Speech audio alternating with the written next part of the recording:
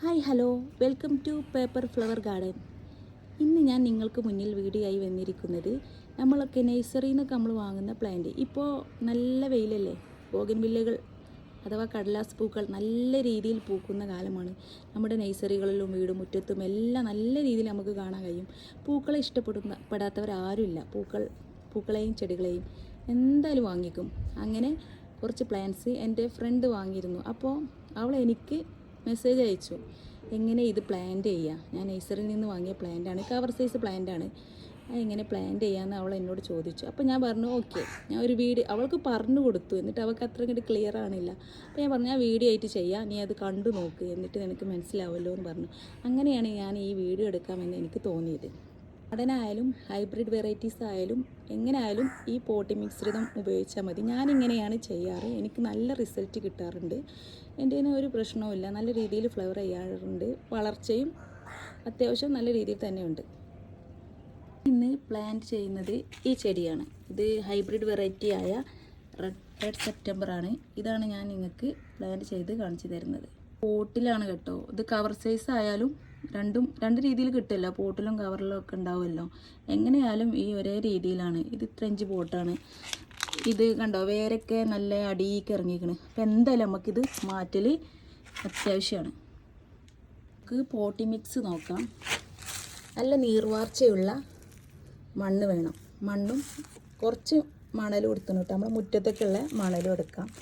പിന്നെ കുറച്ച് ചാണകപ്പൊടി, കുറച്ചധികം ആയാലും പ്രശ്നമൊന്നുമില്ല, ചാണകപ്പൊടി. പിന്നെ ഇത് എല്ലുപൊടിയാണ്, എല്ലുപൊടിൻ്റെ പേക്കാണ്. നമ്മുടെ വളം ഡിപ്പോ കടകളിലൊക്കെ വാങ്ങാൻ കിട്ടും നമുക്ക് എല്ലുപൊടി. ഇങ്ങനെ പേക്കിൽ ഒരു 1 kg പേക്കാണ് ഇത്. എല്ലുപൊടി അധികം ആവരുത് കേട്ടോ, ചെറിയ തോതിൽ, കുറഞ്ഞ തോതിൽ ഒരു ചെറിയ പിടി, ഇത്ര കയ്യിൽ ചെറിയ പിടി, ഇങ്ങനെ കുറച്ച് പിടി ഇതിലേക്ക് യൂസ് ചെയ്യാം. ഇതൊന്നായിട്ടൊന്ന് മിക്സ് ചെയ്യും. നല്ല രീതിയിൽ തന്നെ മിക്സ് ചെയ്ത് വെച്ചിരിക്കുന്നുണ്ട് കേട്ടോ. നല്ല കൈ കൊണ്ട് തന്നെ നല്ല രീതിയിൽ തന്നെ ഞാൻ മിക്സ് ചെയ്തിന്. ഇങ്ങനെ നല്ല രീതിയിൽ മിക്സ് ചെയ്യണം. മണൽ ചേർക്കുന്നത് മണ്ണ് നല്ല നീർവാർച്ചയുള്ള ഇതായിരിക്കണം നമ്മുടെ പോട്ടി മിക്സ്. എന്നാലേ വെള്ളം കെട്ടി നിൽക്കാതെ വാർന്നു പോകുള്ളൂ വെള്ളം. അല്ലെങ്കിൽ കെട്ടി നിന്നാൽ പിന്നെ വേര് ചീഞ്ഞു പോകും, അതാണ് പ്രശ്നം. പോട്ടാണ്, ഒരു പോട്ട് സെലക്ട് ചെയ്യുക. നല്ല വലിപ്പമുള്ള പോട്ടല്ല. നമ്മൾ പ്ലാന്റ് ഇത്രയല്ലേ ഉള്ളൂ, പ്ലാന്റിൻ്റെ വലിപ്പം അനുസരിച്ചാണ് നമ്മൾ പോട്ട് സെലക്ട് ചെയ്യേണ്ടത്. അപ്പോൾ കുറച്ച് ഈ സൈസിൽ വലിയ പോട്ടിലേക്ക് സെലക്ട് ചെയ്യരുത് കേട്ടോ. നമ്മൾ പ്ലാന്റ് ചെയ്താൽ ചെറിയ പ്ലാന്റ് അല്ലേ, വലിയ പ്ലാന്റിലേക്ക് ആകുമ്പോൾ അത് പ്രശ്നമാവും. അത് വേരിന് ചീച്ചിൽ വരും. കാരണം നമ്മൾ വലിയ ചട്ടി ആകുമ്പോൾ ഓവറായിട്ട് വെള്ളം കൊടുക്കും. ആ ചട്ടിക്ക് അനുസരിച്ചല്ലേ നമ്മൾ വെള്ളം കൊടുക്കുള്ളൂ, പ്ലാന്റ് എല്ലാം നോക്കുക. അപ്പോൾ അങ്ങനെ ചെയ്യാം. ഇത്ര പോകുന്ന സൈസാണ് നമ്മൾ സൈസ് നോക്കുക പ്ലാന്റിൻ്റെ. അപ്പോൾ വലിയ പ്ലാന്റ് ആണെങ്കിൽ വലിയ പോട്ടിലേക്ക് 12 ഇഞ്ച് പോട്ടിലേക്ക് ചെയ്യാം. ഹോൾസ് ഉണ്ടായിരിക്കണം കേട്ടോ, നല്ല ഹോൾസ് ഇല്ലെങ്കിൽ ഹോൾസ് ഇടണം, നമ്മൾ വെള്ളം വാർന്നു പോകാൻ. ഇനി ഇതിലേക്ക് നമുക്ക് ചരൽക്കല്ലില്ലേ, ചരൽക്കല്ല് ഇട്ട് കൊടുക്കുക. ആ ഹോൾസൊക്കെ ഒന്ന് ചെറിയ തോതിലൊന്ന് കവർ ചെയ്ത് വെക്കുക. ഇങ്ങനെ ചെറിയ തോതിലൊന്ന് കവർ ചെയ്ത് വെക്കുക. ഇതെന്തിനാന്ന് വെച്ചാൽ നമുക്ക് പിന്നെ മണ്ണും മണലൊക്കെ മിക്സ് ചെയ്തല്ലേ, നമ്മളെ പോട്ടി മിക്സ് വാർന്നു പോകും. ഇത് ഇട്ടിട്ടില്ലെങ്കിൽ വാർന്നു പോകും ചെയ്യും. പിന്നെ മണ്ണ് നല്ല അടയും ആ ഓട്ടയിലൊക്കെ. അപ്പോൾ നമുക്ക് വെള്ളം കെട്ടി നിൽക്കാനുള്ള സാധ്യതയുണ്ട്. അതിനൊക്കെ വേണ്ടി അങ്ങനത്തെ പ്രശ്നങ്ങളൊന്നും ഇല്ലാതെ വെക്കാനാണ് നമ്മൾ ഇങ്ങനെ ചെയ്യുന്നത്. കുറച്ച് പോട്ടി മിക്സ് ഇതിലേക്ക് ആഡ് ചെയ്ത് കൊടുക്കുക കേട്ടോ, കുറച്ചധികം തോതിൽ ആഡ് ചെയ്ത് കൊടുക്കുക. എന്നിട്ട് രീതി കണ്ടില്ല നിങ്ങൾ, ഇത്ര ഇതാക്കുക. പോട്ട് ചെയ്യാനുള്ള ഈ ചെടി, ഈ ബോഗൻവില്ല നമ്മൾ അന്ന് നനയ്ക്കരുത് കേട്ടോ. മണ്ണ് നല്ല ഉറപ്പ് വേണം. നനവുണ്ടായാൽ നമ്മളിങ്ങനെ തട്ടുമ്പോൾ അത് നേർക്ക് കറക്റ്റിൽ കിട്ടില്ല.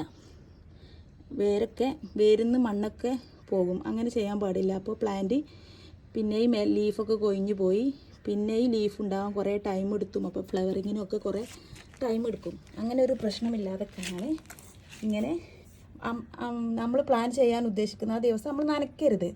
മണ്ണായാലും നനവുണ്ടാകരുത്. അങ്ങനെ ചെയ്യാം. ഇങ്ങനെ പ്ലാന്റ് ഇതിലോട്ട് ഇറക്കി വെക്കുക, ഇത്ര ഭാഗം ഉണ്ടോ. നമുക്ക് ബാക്കിയുള്ള പോട്ടി മിക്സ് ഇതിൻ്റെ സൈഡിലോട്ട് ഇങ്ങനെ ഇട്ട് കൊടുക്കുക. സൈഡിലോട്ട് ഇങ്ങനെ ഓരോ സൈഡിലും ഇട്ട് കവർ ചെയ്യുക. ഇനി മൊത്തത്തിൽ എടുക്കുക. നല്ല ഫുള്ളായിട്ട് ഇത്ര ഇത്രത്തോളം ഒന്ന് നിറയ്ക്കണ്ട കേട്ടോ. ഇനി നമുക്ക് കുറച്ച് കഴിഞ്ഞിട്ട് വളം ചെയ്യണമെങ്കിൽ ചാണകപ്പൊടിയും എല്ലുപൊടിയും ചെറിയ തോതിൽ മണ്ണിൽ ഇങ്ങനെ മിക്സ് ചെയ്ത് ഇതിൻ്റെ ചുറ്റും ഇങ്ങനെ ഇട്ട് കൊടുത്താൽ മതി. നമുക്ക് മണ്ണ് ഇങ്ങനെ മാറ്റേണ്ട ആവശ്യമില്ല. ഒരു 2 വർഷം കഴിയുമ്പോൾ എന്തായാലും മുകൾ മണ്ണ് മാറ്റിയാണ്ട് നമുക്ക് വേറെ വളം ചെയ്യേണ്ട ആവശ്യം വരും. അപ്പോൾ ഇതിങ്ങനെ ചെയ്യാം. നല്ല ഫുള്ളായി കവർ ചെയ്യേണ്ട. നോക്കൂ, ഞാനിങ്ങനെയാണ് ചെയ്തത്. ഇത്രയല്ലേ, ഇത്രയൊന്നുമില്ല, ഇത്ര നിറച്ചു. ഇനി നമ്മൾ കൈ കൊണ്ട് വെല്ലം ഒന്ന് പ്രസ് ചെയ്യാം. ഇത് കുറച്ചൊന്ന് പ്രസ് ചെയ്യണം. പ്ലാന്റ് ഇപ്പോൾ ചെയ്തല്ലേ, വേറെ ഒന്നും അടിയിലേക്ക് ഇറങ്ങിയില്ലല്ലോ. ഇങ്ങനെ ചെയ്യാം. എന്നിട്ട് ചെറിയ തോതിൽ നനയ്ക്കണം കേട്ടോ. ഒന്നായിട്ട് ഓവർഫ്ലോയിൽ അങ്ങോട്ട് പാരരുത്. അപ്പോൾ പ്ലാന്റിന് ഡാമേജ് പറ്റും, വേരിനായാലും. ഇങ്ങനെ ചെയ്യാം. ചെറിയ തോതിൽ നമ്മൾ കൈ വെച്ച് ഇങ്ങനെ അമർത്തുക. ഇത് സെറ്റ് ചെയ്തത്. ഇനി കവറിലാണെങ്കിൽ നമുക്ക് പ്ലാന്റ് കിട്ടിയ നഴ്സറികളിൽ നിന്നൊക്കെ ആണെങ്കിൽ കവർ കീറിയാൽ മതി, അടിയറ്റം. അതിൽ നിന്ന് കുത്തിയെടുക്കരുത്. അതിങ്ങനെ കവർ കീറി കൊടുത്ത് അതേമാതിരി ഞാൻ ഇപ്പോൾ കാണിച്ച മാതിരി പ്ലാന്റ് ചെയ്താൽ മതി. ഡീറ്റെയിൽ ആയിട്ടൊക്കെ പറഞ്ഞു തരുന്നത് കടലാസ് പൂക്കൾ ആദ്യമായിട്ടൊക്കെ വാങ്ങി പിന്നെ പ്ലാന്റ് ചെയ്യുന്നവരുണ്ടാവുമല്ലോ, അതിനോടുള്ള ഇഷ്ടം കൂടിയാണ്ട് അവർക്ക് വേണ്ടിയിട്ടാണ് ഞാൻ ഇത്ര ഡീറ്റെയിൽ ആയിട്ട് പറഞ്ഞു തരുന്നത്. ഒരുവിധം എല്ലാവർക്കും ഇതറിയാം. ഇത് ഞാൻ ചെയ്യുന്ന രീതിയാട്ടോ.